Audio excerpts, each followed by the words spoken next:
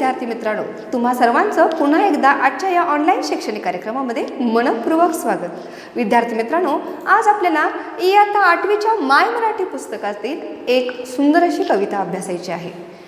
आशा करते की तुम्ही सर्वजण वही, पेन आणि पुस्तक घेऊन तयार असालच। विद्यार्थी मित्रांनो, आता आपल्याला ह्या कवितेला सुरुवात करण्याअगोदर मी तुमच्यासमोर काही चित्र सादर करणार आहे। यामध्ये आपल्याला सर्वांना मदत करणारे असे डॉक्टर पाहायला मिळत आहेत।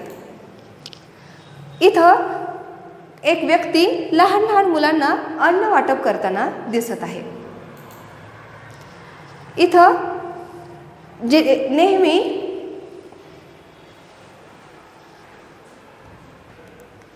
या चित्रामध्ये तुम्हाला मध्यंतरीच्या कालावधीमध्ये अनेक गरजू लोकांना मदत करणारे, परंतु हिंदी चित्रपटामध्ये खलनायकाची भूमिका बजावणारे आणि वास्तविक परिस्थितीमध्ये एक नायक हिरोची भूमिका बजावणारे असे सोनू सूद आणि त्यांच्या बहिणीचं चित्र दिसत आहे।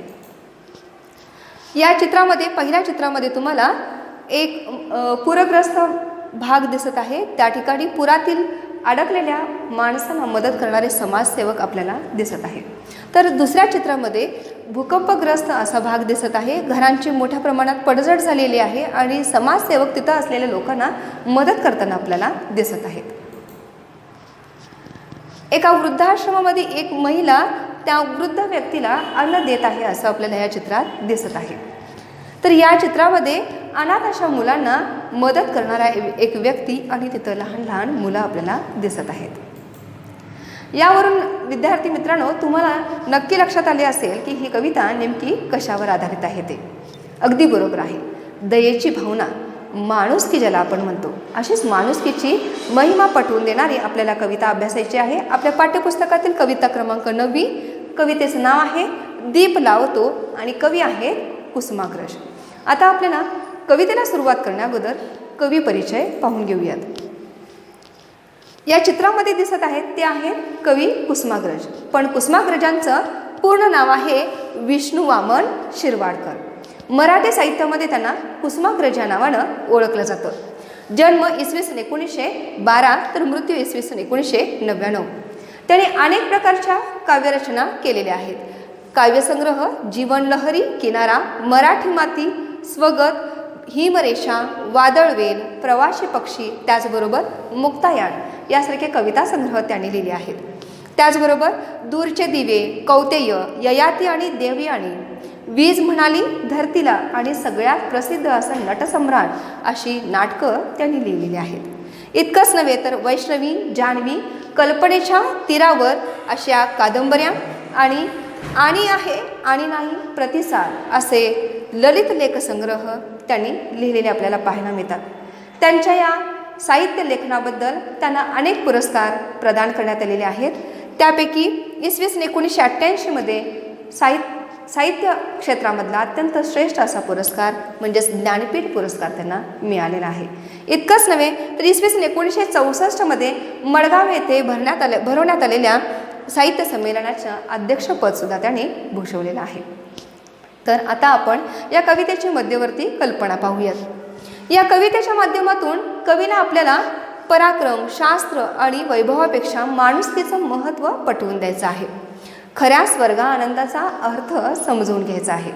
खरं पाहायला गेलं तर वास्तविक जीवनामध्ये आपण पैसा मिळवण्यामध्ये, धन, दौलत, पराक्रम, बुद्धिमत्ता मिळवण्यामध्ये स्वर्गसुख मानत असतो, परंतु खरं स्वर्गसुख मिळतं ते माणुसकीमध्ये, हे या आपल्याला कवितेच्या माध्यमातून समजून घ्यायचं आहे। माणसाने माणसाबरोबर प्रेमानं वागावं। या ठिकाणी मला एक उंबूट चित्रपटातील प्रार्थना आठवते। हीच आमुची प्रार्थनान, हेच आमुचे मागणे, मानसाने मानसाशी मानसा समवागणे। अगदी याच पद्धतीनं माणुसकीचं महत्त्व सांगणारी ही कविता आपल्याला अभ्यासायची आहे। या कवितेचं मूल्य आहे माणुसकी आणि दुसरं मूल्य आहे आशा। आशा कवीची कशाबद्दलची तर तुमच्या मनामध्ये ही कविता अभ्यासल्यानंतर माणुसकीची भावना जागृत होईल अशी आशा। आता आपण ही कविता वाचन करूया। कवितेचं नाव आहे दीप लावतो। प्रसन्न झाला देव मानवा, म्हणे माग तुझं काय हवे ते. प्रसन्न झाला देव मानवा, म्हणे माग तुझं काय हवे ते. शस्त्र हवे मज माणूस वदला, साध्य सर्व हो पराक्रमाने. शस्त्र मिळाले हो समरांगण, अवघ्या भूचे हृदय विदारी. माखुनिया रक्तात राहिला, पुन्हा उभा देवाच्या दारी. काय हवे तुझं, काय हवे तुझं, शस्त्र न पुरते करील शास्त्रच मंगल जीवन. ज्ञान साधनीये ईश्वरता, स्वर्गधरेचे करील मिलन. शास्त्र मिळाले शस्त्र मिळाले, स्वर्गपरी स्वप्नातच राही. हतबल आणि हताश माणूस, पुन्हा प्रभूच्या सनिध्य येई. काय हवे तुझं, बावरलो मी वाट दिसेना या तिमिरातून. देव म्हणे तुझं जवळीच आहे, दीप लावतो माणूसपण. दीप लावतो तव माणूसपण. कवी आहेत विष्णू वामन शिरवाडकर. आता ही कविता आपण समजावून घेऊयात. प्रसन्न झाला देव मानवा, म्हणे माग तुझं काय हवे ते. या कवितेच्या ओळींच्या खाली काही शब्द, कठीण शब्द इथं दिलेले आहेत. हे शब्द तुम्ही तुमच्या वहीमध्ये नोंद करायचे आहेत. पहिला शब्द आहे बघा, शस्त्र म्हणजे हत्यार. दुसरा वदला म्हणजे म्हणाला. आणि तिसरा शब्द आहे साध्य म्हणजे शक्य, साध्य होणं. ओके. तर प्रसन्न झाला देव मानवा, म्हणे माग तुझं काय हवे ते. एका मानवाला, एका माणसाला देव प्रसन्न झाला आणि म्हणाला काय हवे तुला, जे हवंय ते तू माग, मी तुला ते देऊ करेन. त्यावेळेला तो माणूस म्हणाला शस्त्र हवे मज माणूस बदला. मला शस्त्र हवं, मला बलाढ्य असं सामर्थ्य हवं, शस्त्र हवं असं तो माणूस म्हणाला. साध्य सर्व हो पराक्रमाने. जर माझ्या हातामध्ये शस्त्र आलं, माझ्यामध्ये पराक्रम आला, तर मी संपूर्ण जग जिंकू शकेन. सगळं काही त्या सामर्थ्यामध्ये मला सगळं काही मिळवू शकेन असं तो माणूस म्हणाला. शस्त्र मिळाले हे सम्रांगण. शस्त्र मिळाल्यानंतरनं पूर्ण युद्धभूमीमध्ये त्यानं यश मिळवलं. अवघ्या भूचे हृदय विदारे. पूर्ण जमिनीवर अत्यंत वर्चस्व त्यानं मिळवलं, ताबा मिळवला. सगळीकडं त्याचा जय जयकार झाला.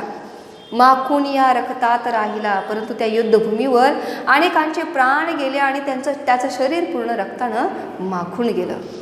पुन्हा उभा देवाच्या दारी. पुन्हा तो निराश होऊन देवाच्या दारी येऊन उभा राहिला. आता या ओळींमध्ये काही शब्द आलेत बघा. सम्रांगण. सम्रांगण म्हणजे युद्धभूमी. अवघ्या म्हणजे सगळ्या, संपूर्ण. भू म्हणजे जमीन.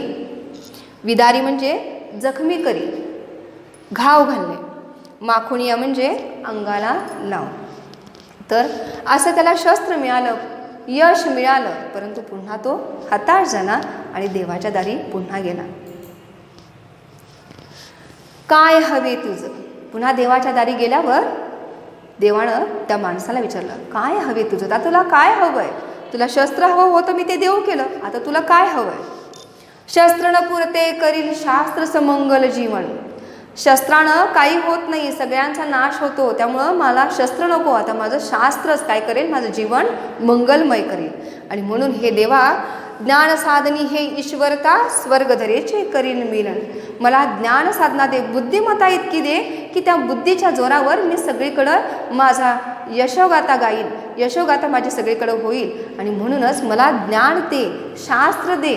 मला शास्त्र मिळालं तर मी अत्यंत परिपूर्ण होईल, स्वर्गाचा आनंद मला मिळेल, असं इथं तो माणूस ईश्वराला म्हणाला. यामध्ये बघा शब्द आहेत. शास्त्र. शास्त्र म्हणजे विज्ञान. मंगल म्हणजे सुखी आयुष्य. ज्ञान साधना म्हणजे ज्ञानाचा अभ्यास. आणि स्वर्ग म्हणजे देवाचं वसतिस्थान. तर इथं तो माणूस देवाला काय म्हणाला, तर शास्त्र मला दे. आता शस्त्र नको, शस्त्रानं काही होत नाही, मला शास्त्र दे, मी स्वर्गसुख मला आपोआपच मिळेल. या 4 ओळीमध्ये हे शब्द आहेत बघा. हतबल. हतबल म्हणजे निराश आणि सनिध्य म्हणजे जवळ होणे. शास्त्र मिळाले, शस्त्र मिळाले, स्वर्गपरी स्वप्नातच राही. हतबल आणि हताश माणूस, मानव पुन्हा प्रभूच्या सनिध्य येईल. शस्त्र मिळालं, शास्त्र मिळालं, तरीसुद्धा जे स्वर्गाचा आनंद पाहिजे होता, जे सुख आणि समाधान पाहिजे होतं, ते मात्र मला मिळालं नाही. त्यामुळे पुन्हा हा माणूस हताश झाला, निराश झाला, हतबल झाला आणि पुन्हा कोणाच्या जवळ आला तर देवाच्या जवळ आला. काय हवे तुझं? पुन्हा देवाला विचारलं. तुला शस्त्र हवं होतं बाबा, मी शस्त्र दिलं. शास्त्र हवं होतं, शास्त्र दिलं. आता तुला काय हवं आहे? बावरलो मी. बावरलो म्हणजे गोंधळलो. तिमीर म्हणजे अंधार. दीप म्हणजे दिवा. तव म्हणजे तुझे. माणूसपण म्हणजे माणसाने माणसाशी वागण्याची रीत किंवा दया भावना. ठीक आहे. तर काय हवे तुझं असं ह्या देवाला विचारल्यावर तो माणूस म्हणाला, बावरलो मी, वाट दिसेना या तिमरातून. मी घाबरलोय आता, मला समजेना नेमका स्वर्गाचा आनंद, नेमकं स्वर्ग सुख मला आता कुठं मिळणार आहे. कारण शस्त्रामधून आणि शास्त्रामधून मला ते स्वर्ग सुख मिळालं नाही. देव म्हणे तुझं जवळीच आहे, दीप लावतो तव माणूसपण. देवानं मग सांगितलं, तुला शस्त्रशास्त्र काही आवश्यकता नाही, तर तुझ्याजवळच तुझ्या मनामध्ये जे माणुसकीचा दिवा आहे ना, तो दिवा तू काय कर, जागृत कर. आपोआपच तुला काय मिळेल? स्वर्ग सुख मिळेल. स्वर्गाचा आनंद माणुसकीमध्येच आहे. असं इथं देवानं कुणाला उपदेश केला तर त्या माणसाला. आता ही कविता समजली असेल अशी आशा व्यक्त करते आणि तुमच्यासमोर काही प्रश्न मी सादर करत आहे, त्याची उत्तरं तुम्ही द्यायची आहेत. प्रश्न, खालील प्रश्नांची उत्तरे सांगा. पहिला प्रश्न आहे बघा, दीप लावतो या कवितेचं मूल्य काय आहे? दीप लावतो या कवितेमधून आपल्याला काय शिकायचं आहे? अगदी बरोबर विद्यार्थी मित्रांनो, काय तर माणुसकी. पुढचा प्रश्न आहे, प्रथमतः माणसानं देवाकडं काय मागितलं? पहिल्यांदा जेव्हा माणसावर देव प्रसन्न झाला तेव्हा त्याच्याकडं माणसानं त्याच्याकडं काय मागितलं? दुसरा प्रश्न आहे बघा, प्रथमतः माणसानं देवाकडं काय मागितलं? पहिल्यांदा जेव्हा माणूस देवाकडे गेला तेव्हा माणसानं देवाकडं काय मागितलं? सांगा बघूया. अगदी बरोबर आहे, शस्त्र मागितलं. शस्त्र मागून तो समाधानी झाला का? नाही. मग पुन्हा देवाकडे गेला ना. मग सांगा बघूया तिसऱ्या प्रश्नाचं उत्तर. दुसऱ्यांदा माणसानं देवाकडं काय मागितलं? दुसऱ्यांदा जेव्हा तो माणूस देवाकडे गेला ना तेव्हा देवाकडं काय मागितलं? अगदी बरोबर आहे, काय मागितलं? शास्त्र. कुसुमाग्रजांचं पूर्ण नाव काय आहे? मी मगाशी तुम्हाला सांगितलं होतं की मराठी साहित्यामध्ये कुसुमाग्रज ह्या टोपण नावानं प्रसिद्ध असे हे कवी आहेत. या कवींचं पूर्ण नाव काय आहे सांगू शकाल? अगदी बरोबर आहे, विष्णू वामन शिरवाडकर. पुढचा प्रश्न आहे, मानवाजवळ कोणता दिवा आहे असं देव म्हणाला? जेव्हा शस्त्र आणि शास्त्र मिळून सुद्धा माणूस समाधानी नाही झाला तेव्हा तो देवाकडे गेला. तेव्हा देवानं त्याला कोणता उपदेश केला? मानवाजवळ कोणता दिवा आहे असं त्यानं सांगितलं? सांगू शकाल? अगदी बरोबर आहे, कोणता दिवा आहे तर माणुसकीचा दिवा आहे. विद्यार्थी मित्रांनो, कविता तुम्हाला नक्की अगदी आवडली असेल. आता आपण गृहपाठ बघूयात. हा गृहपाठ तुम्ही पूर्ण करायचा आहे आणि तुमच्या विषय शिक्षकांना नक्कीच दाखवायचा आहे. प्रश्न अ, खालील प्रश्नांची उत्तरे लिहा. पहिला प्रश्न आहे, शस्त्र मिळाल्यावर मानवानं काय केलं? शस्त्र मिळाल्यावर मानवानं काय केलं? दुसरा प्रश्न, शास्त्र मिळवून मानवानं काय केलं? शास्त्र मिळवून मानवानं काय केलं? तिसरा, शास्त्र मिळवूनही माणूस हताश का झाला? शस्त्र आणि शास्त्र दोन्हीही मिळून माणूस हताश का झाला? चौथा, दीप लावतो ह्या कवितेचा सारांश तुम्ही तुमच्या शब्दामध्ये लिहायचा आहे. पाचवा प्रश्न आहे, माणूसपणाचा दिवा लाव म्हणजे काय? माणूसपणाचा दिवा लाव म्हणजे काय बरं त्याचा अर्थ आहे? ह्या पाचही प्रश्नांची उत्तरं तुम्ही तुमच्या वहीमध्ये लिहाल आणि तुमच्या विषय शिक्षकांना दाखवाल असं मी आशा. तर पाचवा प्रश्न आहे, माणूसपणाचा दिवा म्हणजे काय? माणूसपणाचा दिवा म्हणजे काय? हे सर्व प्रश्नांची उत्तरं तुम्ही तुमच्या वहीमध्ये लिहाल आणि तुमच्या विषय शिक्षकांना दाखवाल अशी मी आशा व्यक्त करते. विद्यार्थी मित्रांनो, याचबरोबर मी तुमच्यासाठी काही उपक्रम घेऊन आले, ते सुद्धा तुम्ही नक्की पूर्ण कराल असं मला आशा आहे. बघा, उपक्रम आहे श्री म माटे यांनी लिहिलेल्या बढाईखोर माणूस हा निबंध मिळवून वाचायचा आहे. हा बढाईखोर माणसा हा निबंधामध्ये सुद्धा तुम्हाला माणुसकीचंच महत्त्व समजून येईल. याचबरोबर विश्वास पाटील यांनी लिहिलेली पानिपत ही कादंबरी मिळवून तुम्ही वाचायची आहे, ज्याच्यामधून तुम्हाला माणुसकीचं महत्त्व नक्की समजू शकेल. विद्यार्थी मित्रांनो, ही कविता तुम्हाला अगदी छान अशी समजली असेल अशी आशा व्यक्त करते आणि मी श्रीमती आशा बळीराम पाटील, श्री दुर्दुंडेश्वर विद्यासंवर्धक संघ संचलित श्री अप्पनगोळा पाटील विद्यामंदिर कणकला, तालुका हुक्केरी, शैक्षणिक जिल्हा चिकोडी, तुम्हा सर्वांचा निरोप घेते. धन्यवाद.